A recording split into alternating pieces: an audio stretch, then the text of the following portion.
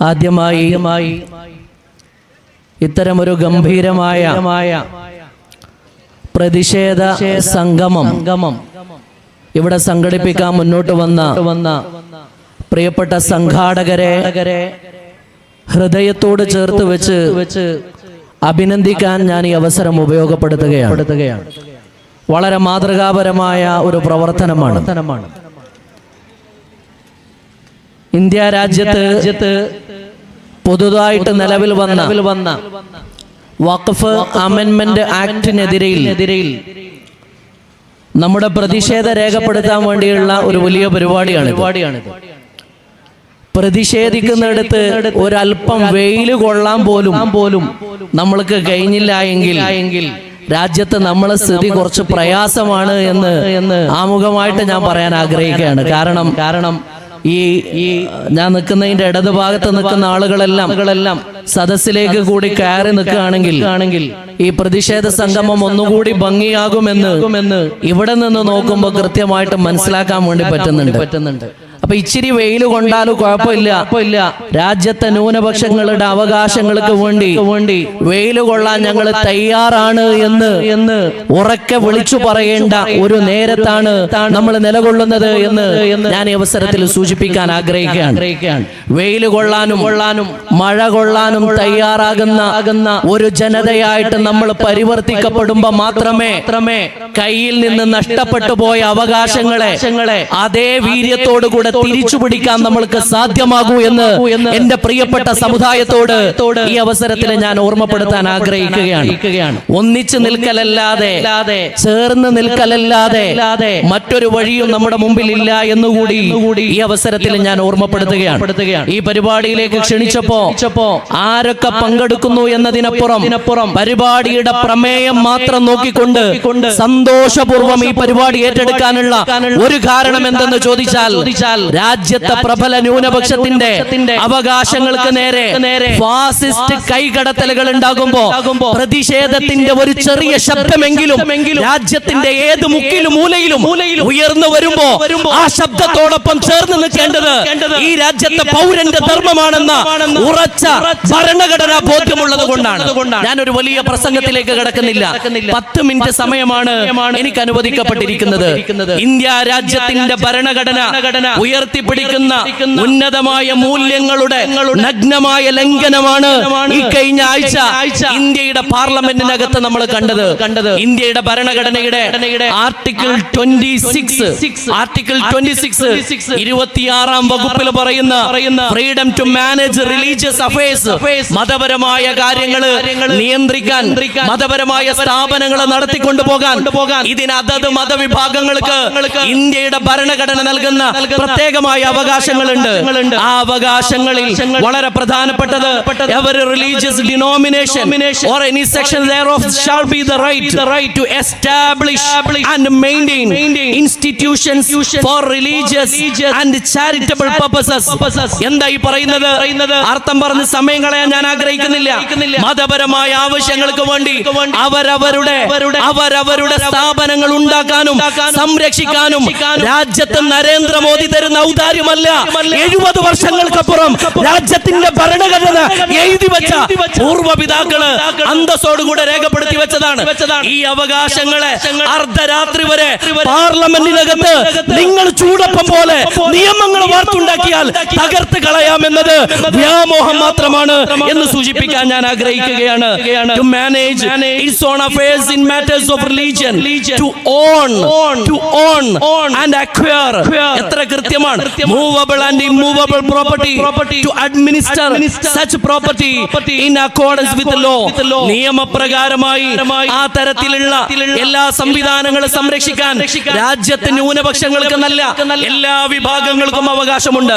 ഇവിടെ പ്ലക്കാർഡ് ഉയർത്തിപ്പിടിച്ചിരിക്കുന്ന എന്റെ പ്രിയപ്പെട്ട മർദ്ദിത സമൂഹത്തോട്, എന്റെ പ്രിയപ്പെട്ട അവകാശം നിഷേധിക്കപ്പെട്ട മുസ്ലിം സമുദായത്തിന്റെ പ്രതിനിധികളോട് പറയട്ടെ, വഖഫ് സ്വത്ത് എന്ന് പറയുന്നത് ഈ രാജ്യത്തെ ഗവൺമെന്റ് ഗവൺമെന്റ് നമുക്ക് തന്ന ഔദാര്യമല്ല എന്ന് നമ്മൾ ഒന്നാമതായും രണ്ടാമതായും തിരിച്ചറിയേണ്ടതുണ്ട്.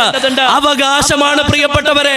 സ്വാതന്ത്ര്യത്തിന് മുന്നേ നൂറ്റാണ്ടുകളായി ഈ രാജ്യത്തെ നമ്മുടെ പൂർവ്വപിതാക്കള് അള്ളാഹുവിന്റെ മാർഗത്തില് വലിയ ലക്ഷ്യത്തോടുകൂടെ അവർ എല്ലാ കാലത്തേക്കും സമർപ്പിച്ച മൂവകളാവട്ടെ അത്തരം സ്വത്തുക്കളാണ് വഖഫ് എന്ന് പറയുന്നത്. ഏതെങ്കിലും ഒരാള് ഒരു സുപ്രഭാതത്തിൽ അധികാരത്തിൽ വന്ന് ഇതില്ല എന്ന് പറഞ്ഞാൽ സഹസ്രാബ്ദങ്ങളുടെ ചരിത്രവും സഹസ്രാബ്ദങ്ങളുടെ യാഥാർത്ഥ്യവും മാഞ്ഞു പോകില്ല എന്ന് ഈ വേദിയിൽ വെച്ച് ഞാൻ ഉറക്കെ പറയാൻ ആഗ്രഹിക്കുകയാണ്. നിങ്ങളെ കൊണ്ടാവില്ല. CAA നടപ്പിലാക്കും, NRC നടപ്പിലാക്കും എന്ന് പറഞ്ഞു വന്നവരുണ്ടല്ലോ. അന്ന് ഞങ്ങൾ പറഞ്ഞിരുന്നു ഇല്ല, നിങ്ങളെ കൊണ്ടാവില്ല എന്ന്. നിങ്ങളെ കൊണ്ടാവില്ല. ഈ രാജ്യത്ത് പറന്ന ഒരു കുഞ്ഞിനെയും ഈ പൗരത്വത്തിന്റെ പേര് പറഞ്ഞ് നിങ്ങൾക്ക് പുറത്താക്കാനാവില്ല എന്ന് ഞങ്ങളിപ്പോ പറയുന്നു. സഹസ്രാബ്ദങ്ങളിലൂടെ ഈ സമുദായം ഉറുമ്പ് ഭക്ഷണം കൂട്ടുന്നത് പോലെ വരുന്ന തലമുറക്ക് വേണ്ടി കൂട്ടിവെച്ച സമ്പാദ്യങ്ങളെ പാർലമെന്റിൽ ചുട്ടപ്പം പോലെ നിങ്ങൾ ചൂടപ്പം പോലെ ചുട്ടെടുത്ത നിയമത്തിന്റെ മറവിൽ കയ്യിലാക്കാമെന്നാണ് വിചാരമെങ്കിൽ രാജ്യത്തെ ന്യൂനപക്ഷം പ്രതിരോധം തീർക്കുമെന്ന് വളരെ ആധികാരികമായിട്ട് പറയാൻ ഞാൻ ആഗ്രഹിക്കുകയാണ്. നിങ്ങൾ നോക്കൂ ഇന്ത്യ മുന്നണി ഞാൻ രാഷ്ട്രീയം പറയുകയല്ല. പാർലമെന്റിനകത്ത് എത്ര മനോഹരമായിട്ടാണ് പ്രതിരോധിച്ചത്. 230-ലേറെ പാർലമെന്റ് അംഗങ്ങളെ അണിനിരത്തിക്കൊണ്ട് ആദരണീയനായ രാഹുൽ ഗാന്ധി അടക്കമുള്ള പ്രതിപക്ഷ നേതാക്കള് വളരെ കൃത്യമായ ഒരു രാഷ്ട്രീയ പ്രതിരോധം തീർത്തു.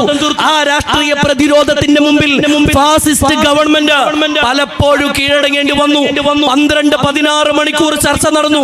പാതിരാത്രിയാണ് ഒരു ബില്ല് ചർച്ചക്കെടുക്കുന്നത്. എനിക്ക് ചോദിക്കാനുള്ള ഒന്നാമത്തെ ചോദ്യം, ഈ അർദ്ധരാത്രിയിലൊക്കെ ഒരു നിയമം ചുട്ടെടുക്കാൻ മാത്രം ഈ രാജ്യത്ത് എന്തു വലിയ പ്രശ്നമാണ് ഉള്ളത്? വഖഫ് ആർക്കാണ് പ്രശ്നമായത്? വഖഫ് ആർക്കാണ് ബുദ്ധിമുട്ടായത്? ഇന്ത്യയുടെ ആഭ്യന്തരമന്ത്രി പാർലമെന്റിനകത്ത് പറഞ്ഞു, റെയിൽവേ കഴിഞ്ഞാല് ഡിഫൻസ് കഴിഞ്ഞാല് ഏറ്റവും കൂടുതൽ ഭൂമിയുള്ളത് വഖഫിന്റെ കയ്യിലാണ്. പ്രതിപക്ഷ നിരയിൽ നിന്ന് കപിൽ സിബൽ എണീറ്റ് പറഞ്ഞു, സൗത്ത് ഇന്ത്യയിലെ 4 സംസ്ഥാനത്ത് 10 ലക്ഷം ഏക്കർ ഭൂമി വഖഫ് പ്രോപ്പർട്ടി ഉണ്ട്. ഇന്ത്യയിലാകെ 28 സംസ്ഥാനത്തും കൂടിയിട്ട് 8 ലക്ഷം ഏക്കർ ഭൂമിയാണ് വഖഫ് പ്രോപ്പർട്ടി ഉള്ളത്. പച്ചക്കള്ളം പറഞ്ഞ് രാജ്യത്തെ ഭൂരിപക്ഷത്തെ തെറ്റിദ്ധരിപ്പിക്കുകയാണ്.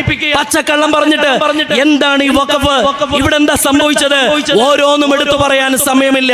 ഒന്നാമതായിട്ട് വഖഫ് ബോർഡിനകത്ത് മുസ്ലിങ്ങളല്ലാത്ത ആളുകൾക്ക് വരാം എന്ന പുതിയ നിയമത്തിലൂടെ പറയുന്നത് എന്താണ്? അതിന്റെ പ്രശ്നം മുസ്ലിങ്ങളല്ലാത്തവർ വരുന്നതിൽ നിങ്ങൾക്ക് കുഴപ്പമുണ്ടോ എന്നതാണ് പലരുടെയും ചോദ്യം.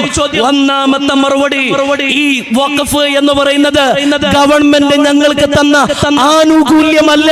അത് ഞങ്ങളുടെ കുടുംബ സ്വത്ത് പോലെ, തറവാട് സ്വത്ത് പോലെ ഞങ്ങളുടെ ഭൂമിയാണ്. ഞങ്ങളുടെ ഭൂമി, ആ ഭൂമി വഖഫ് ചെയ്യാൻ ഞങ്ങൾക്ക് അറിയുമെങ്കിൽ സംരക്ഷിക്കാൻ പുറത്തു നിന്ന് ഒരാളുടെയും ഔദാര്യം ഞങ്ങൾക്ക് ആവശ്യമില്ല. ഇത് കൃത്യമായ മറുപടിയാണ്.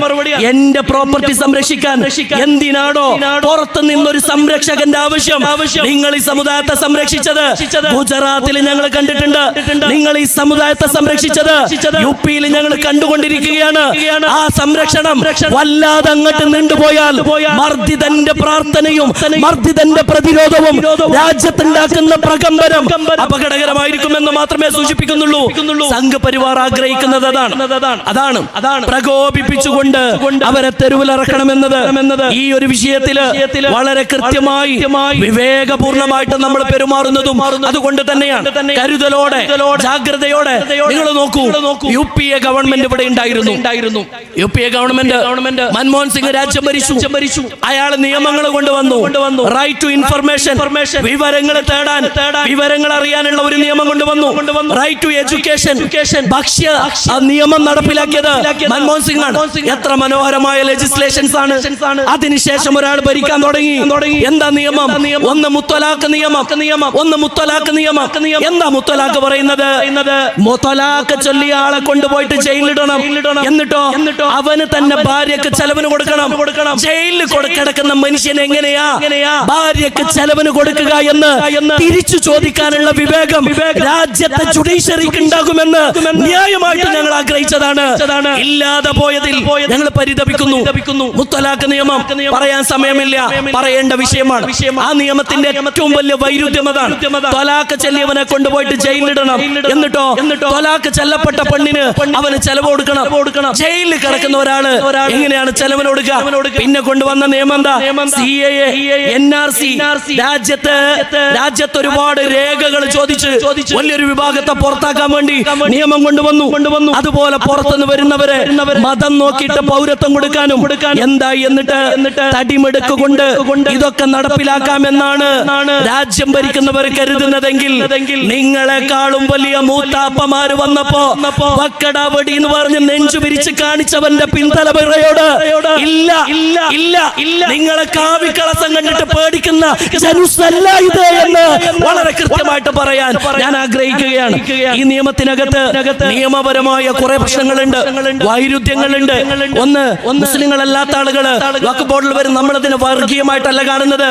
മറ്റു സമുദായത്തിൽ അങ്ങനെയല്ല. ക്ഷേത്രത്തിന്റെ നടത്തിപ്പിൽ ഒരു മുസ്ലിമിനെയും കൂടി തിരികെ കയറ്റണമെന്ന് നമ്മൾ ആവശ്യപ്പെടുകയാണെങ്കിൽ അതെന്തുമാത്രം അല്പത്തരമാണ്, എന്തുമാത്രം അവിവേകമാണ്. ഞാൻ ചോദിക്കട്ടെ, രാജ്യത്ത് ഒരല്പം നീതിബോധമുള്ള മനുഷ്യര് അത് അംഗീകരിക്കോ? ക്ഷേത്രത്തിന്റെ നടത്തിപ്പില് അല്ലെങ്കിൽ ദേവസ്വം ബോർഡിലേക്ക് മുസ്ലിങ്ങളെയും കൂടി കൊണ്ടുവരണം എന്ന് പറയുന്നത് അത് മതസൗഹാർദ്ദമാണോ? അത് ഇൻക്ലൂസീവ്നെസ് ആണോ? അതെങ്ങനെ ഇൻക്ലൂസീവ്നെസ് ആവുക? അത് അനീതിയല്ലേ? ഈ തടിച്ചുകൂടിയ ജനത പറയുന്നത് അത് മാത്രമാണ്. എന്തുകൊണ്ട് മുസ്ലിങ്ങൾക്കെതിരെ നിങ്ങൾ തിരയുന്നു? എന്തിനാണ്? അധികാരം അരക്കിട്ടുറപ്പിക്കാൻ ഈ ജനതയുടെ മേക്കിട്ട് കയറിയാൽ മാത്രമേ കഴിയൂ എന്ന നിങ്ങളുടെ ശൃംഖല ബുദ്ധിയുണ്ടല്ലോ. ഇത് അവസാനിക്കാൻ വേണ്ടി പോവാണ്. രണ്ടാമത് ഇതിനകത്ത് പറയുന്നത് വഖഫ് ബോർഡിന് വലിയ അധികാരങ്ങൾ ഞങ്ങൾ കൊടുക്കുന്നതാണ്. CEO നിലവിലുള്ള നിയമം എന്താ പറയുന്നത്? വഖഫ് ബോർഡിന്റെ CEO മുസ്ലിം ആയിരിക്കണം. ന്യായമാണല്ലോ അത്. വഖഫ് ബോർഡിൽ മെമ്പർ ആവുന്ന MP MLA മുസ്ലിം ആവണം. ന്യായമാണല്ലോ അത്. ഈ നിയമങ്ങളെ മുഴുവനും പൊളിച്ചെഴുതുമ്പോ വഖഫ് ബോർഡിനകത്ത് കേവലം 4 മെമ്പർമാര് മാത്രം മുസ്ലിങ്ങളാവുകയും ബാക്കി മുഴുവനും അമുസ്ലിം സഹോദരന്മാർ. അവര് വരുന്നതിലല്ല വിരോധം, മറിച്ച് ഞങ്ങൾ അവകാശം നഷ്ടപ്പെടുന്നതിലാണ്. അല്ലാത്തവരെ തിരികെ കയറ്റുന്നതിന്റെ സാങ്കത്യം എന്താണ് എന്ന് വളരെ കൃത്യമായിട്ട് ഞങ്ങൾക്ക് പറഞ്ഞു തരേണ്ടതുണ്ട്. ഞാൻ അവസാനിപ്പിക്കുകയാണ്. അതേപോലെ പലരും ചർച്ച ചെയ്യാത്ത മറ്റൊരു പ്രധാനപ്പെട്ട പ്രശ്നമുണ്ട്. ഇതിനകത്ത് വലിയൊരു പ്രശ്നം. എന്താ പ്രശ്നം? വഖഫ് ഭൂമിയുമായി ബന്ധപ്പെട്ട് തർക്കമുണ്ടായാൽ ആ തർക്കം തീരുമാനിക്കാനുള്ള പരമാവധി അധികാരം ജില്ലാ കളക്ടർക്ക് കൊടുക്കുകയാണ്. ജില്ലാ കളക്ടർ നാളെ ഉച്ചിളത്തെ പള്ളിയുടെ ഭൂമി വഖഫിന്റേതല്ല എന്ന് പറഞ്ഞാൽ ആ റിപ്പോർട്ട് വഖഫ് ബോർഡിലേക്കും സ്റ്റേറ്റ് ഗവൺമെന്റിലേക്കും ഫോർവേഡ് ചെയ്ത് അത് റവന്യൂ റെക്കോർഡിൽ റെക്ടിഫൈ ചെയ്തിട്ട് തിരിച്ചയക്കണം എന്നതാണ് ഈ ആക്ടിൽ പറയുന്നത്. എന്ന് പറഞ്ഞാൽ രാജ്യത്തെ വഖഫ് സ്വത്ത് മുഴുവനും നാളെ വഖഫ് അല്ല എന്ന് പറയാൻ ജില്ലാ കളക്ടർക്കും റവന്യൂ ഉദ്യോഗസ്ഥർക്കും അധികാരം കൊടുക്കുന്ന ഒരു നിയമമാണ്. ഞാൻ അവസാനിപ്പിക്കുന്നു. ഈ നിയമം വരുമ്പോ KCBC പോലെ ക്രൈസ്തവ സഭകളിലെ പുരോഹിതന്മാർ ഇതിന് വലിയ പിന്തുണ കൊടുക്കുന്നത് കണ്ടു. അവിവേകമാണ്, അരുതേ. ഓർമ്മപ്പെടുത്തുകയാണ്, നിങ്ങൾ ഈ ചെയ്യുന്നതുണ്ടല്ലോ. ഒരു സമുദായം വേദനിക്കുമ്പോ, അവര് വെയിൽ കൊള്ളുമ്പോ നിങ്ങൾ സഹൃദയത്തോടുകൂടെ ആക്രമിക്കപ്പെട്ടവന്റെ കൂടെ നിൽക്കുകയാണ് വേണ്ടത്. അല്ലാതെ നിങ്ങൾ ഇന്ന് അക്രമിയുടെ കൂടെ നിന്നാൽ ഓർമ്മപ്പെടുത്താനുള്ളത് ജർമ്മനിയിലെ പുരോഹിതനായ നീമോളർ വർഷങ്ങൾക്ക് മുമ്പേ പറഞ്ഞു വെച്ച വരികളുണ്ട്. അവരാദ്യം കമ്മ്യൂണിസ്റ്റുകളെ തേടി വന്നു. ഞാനൊന്നും മിണ്ടിയില്ല. കാരണം ഞാനൊരു കമ്മ്യൂണിസ്റ്റ് അല്ലല്ലോ. ഇവിടെയുള്ള അരമനകളിൽ വാഴുന്ന വലിയ വലിയ സഭകളുടെ അധ്യക്ഷന്മാരുണ്ട്. അവർ പിന്തുണ കൊടുക്കുകയാണ്. വഖഫ് നിയമം വന്നോട്ടെ, വഖഫ് നിയമം ആരെയാ ഇത് ബാധിക്കുന്നത്? മുസ്ലിങ്ങളെയാണ് ബാധിക്കുന്നത്. ക്രൈസ്തവ സമൂഹത്തിന്റെ മത നേതാക്കൾ അതിൽ ഇടപെടാൻ പാടുണ്ടായിരുന്നോ? അതൊരു സാന്നിധ്യമില്ലായ്മ അതിനകത്തില്ലേ? അവരെന്താ ചെയ്യേണ്ടിയിരുന്നത്? ന്യൂനപക്ഷങ്ങളുടെ അവകാശങ്ങൾക്ക് നേരെ പോകുന്നത് തെറ്റാണ് എന്നല്ലേ അവര് പറയേണ്ടിയിരുന്നത്? പക്ഷെ അവരിൽ ചിലരത് പറഞ്ഞില്ല. പറഞ്ഞവരുണ്ട്. ഭൂരിപക്ഷ ക്രൈസ്തവരും നമ്മളോടൊപ്പം ചേർന്ന് നിന്നവരാണ്. കാരണം അവർക്ക് ഗ്രാം സ്റ്റൈന്റെ ചരിത്രം അറിയാം. അവർക്ക് ജബൽപൂർ കാണുന്നുണ്ട്. അവർക്ക് മണിപ്പൂർ കണ്ടുകൊണ്ടിരിക്കുകയാണ്. അവര് നമ്മളോടൊപ്പമുണ്ട്. പക്ഷെ അവരിലെ ചില നേതാക്കള് വേട്ടക്കാരന്റെ കൂടെ നിന്നിട്ട് കൈയടിക്കുന്ന ആളുകളുണ്ട്. വിനയപൂർവ്വം ഓർമ്മപ്പെടുത്തട്ടെ, ആദ്യം ഹിറ്റ്ലർ ജർമ്മനിയിൽ കമ്മ്യൂണിസ്റ്റുകാരെ പിടിക്കാൻ വന്നു. ഞാൻ മിണ്ടിയില്ല, കാരണം ഞാൻ കമ്മ്യൂണിസ്റ്റ് അല്ലല്ലോ. പിന്നെ അവര് സോഷ്യലിസ്റ്റുകളെ തേടി വന്നു. ഞാൻ മിണ്ടിയില്ല. എന്താ കാരണം? ഞാൻ സോഷ്യലിസ്റ്റ് അല്ലല്ലോ. പിന്നീട് അവര് ജൂതന്മാരെ തേടി വന്നു. ഞാൻ മിണ്ടിയില്ല, കാരണം ഞാൻ ജൂതനല്ലല്ലോ. പിന്നെ ട്രേഡ് യൂണിയന്റെ ആളുകളെ തേടി വന്നു. ഞാൻ മിണ്ടിയില്ല. എന്താ കാരണം? ഞാൻ ട്രേഡ് യൂണിയന്റെ ആളുകളല്ലല്ലോ. പക്ഷേ അവസാനം അവരെന്നെ തേടി വന്നു. അന്ന് എനിക്ക് വേണ്ടി സംസാരിക്കാൻ ആരും ഉണ്ടായില്ല എന്ന് വളരെ കൃത്യമായിട്ട് നീമോളർ പറഞ്ഞു വെച്ചിട്ടുണ്ട്. പാർലമെന്റില് രാത്രി 2 മണിക്ക് നിയമം പാസ്സായതിനു ശേഷം ഒരു പ്രമേയം കൂടി വന്നിട്ടുണ്ട്. മണിപ്പൂരിലെ പ്രസിഡന്റിന്റെ ഭരണം നീട്ടുന്നതിന് വേണ്ടിയുള്ള പ്രമേയമായിരുന്നു. ആഘോഷങ്ങൾക്കിടയിൽ മുനമ്പത്ത് കൈയടിക്കുന്നതിനിടയിൽ അവരിത് കണ്ടില്ല. ഞാൻ അവസാനിപ്പിക്കുമ്പോ ഒരു കാര്യം കൂടി പറയാൻ. അനാവശ്യമായ പ്രകോപനം സൃഷ്ടിച്ചുകൊണ്ട് ഒരു സമുദായത്തെ തെരുവിലിറക്കി രാജ്യം മുഴുവനും ഗുജറാത്ത് ആവർത്തിക്കാനുള്ള വളരെ വലിയ ഒരു നീക്കമാണ് ഫാസിസ്റ്റ് ഗവൺമെന്റ് നടത്തുന്നത്. ഈ നീക്കത്തിനെതിരെ അവസാന ശ്വാസം വരെ പോരാടാൻ, അവസാന ശ്വാസം വരെ കുഞ്ഞാലിമരക്കാരുടെ ചരിത്രം ഞങ്ങൾക്ക് ആവേശം മാത്രമല്ല, കുഞ്ഞാലിമരക്കാരുടെ ചരിത്രം പോലെ ഇന്ത്യ രാജ്യത്തിന്റെ സ്വാതന്ത്ര്യ ചരിത്രത്തിലെ ധീരദേശാഭിമാനികളുടെ രക്തം ഈ സിരകളിലൂടെ, ഞരമ്പുകളിലൂടെ ഒഴുകുന്നുണ്ട് എന്ന് ഫാസിസ്റ്റ് ശക്തികളെ ഒരിക്കൽ കൂടി ഓർമ്മപ്പെടുത്തിക്കൊണ്ട് ഈ പ്രതിഷേധ സംഗമത്തിന് എല്ലാവിധ ഭാവുകങ്ങളും നേർന്നു. സമയം അവസാനിച്ചു. അസ്സലാമു അലൈക്കും വറഹ്മത്തുള്ളാഹി വബറകാതുഹു.